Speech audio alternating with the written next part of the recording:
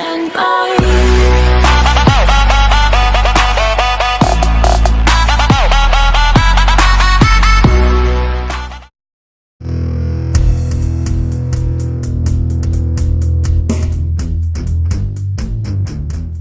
When it comes to evaluating cars, we at Autoblog strive to tell you about the important things like how well they handle, how fast they are, and how comfortably they ride.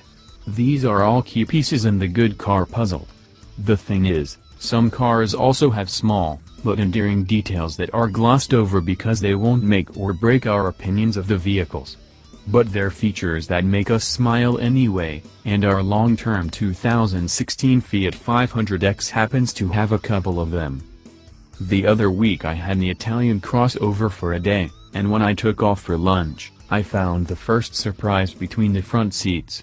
Unlike some other automatic transmissions with manual shift gates, this one actually uses the proper, racing-style sequential layout, pull back to shift up, and push forward to shift down. Some car companies flip that pattern, which I can only assume makes more sense to people that don't think about shifting.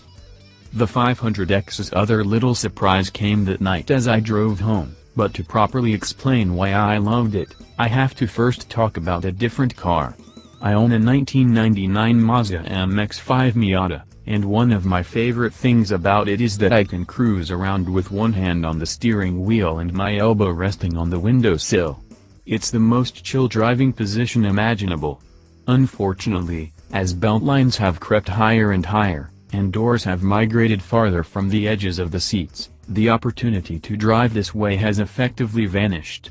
To my delight as I drove home in the 500X, I discovered the little crossover bucked the trend.